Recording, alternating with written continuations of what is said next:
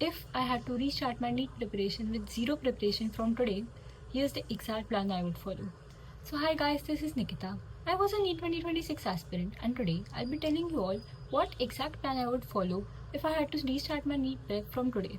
So the first thing that I would do is to know more about the exam. The exam syllabus, the exam pattern, the importance of NCERT, all these three parameters hold a lot of importance if you're actually planning to prepare for NEET. And the next thing that I would do is choosing the right resources.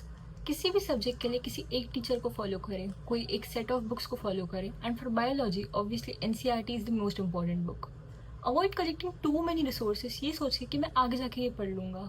Biology for me was always by C Pahuja ma'am, but initially मैं Rakshita ma'am के थोड़े बहुत lectures देखती थी इन 11th.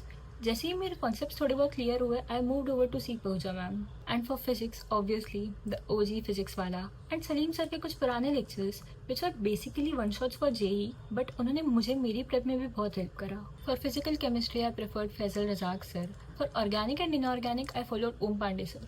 And the next thing that I would do is focus more on tests and revision.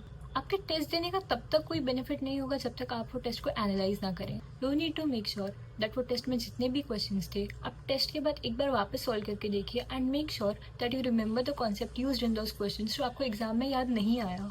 For me personally मैं अपने 11th में हर week एक टेस्ट देती थी and then after I got towards the end मैंने उसकी फ्रीक्वेंसी थोड़ी बहुत बढ़ा दी थी.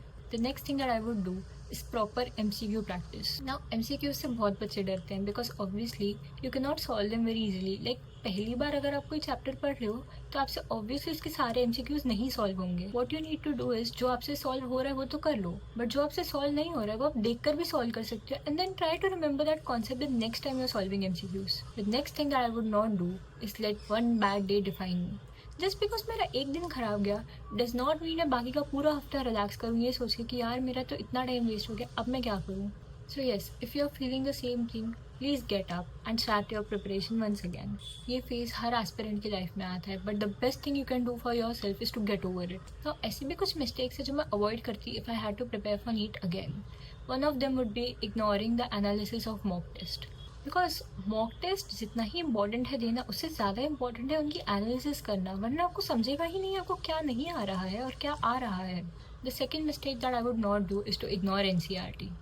Again NCERT is the basic source जो आपको आना ही चाहिए. If you are familiar with NCERT obviously go for other resources, but अगर आप NCERT अवॉइड करके दूसरे रिसोर्सेज पढ़ रहे हो तो it's not going to help you. Remember one thing guys, consistency beats perfection. तो अगर आप आज से भी प्रिपेयर करना शुरू कर रहे हो, you guys can crack the exam if you follow a structured plan. अगर आप एक proper method से पढ़ोगे, nothing can stop you from clearing the exam.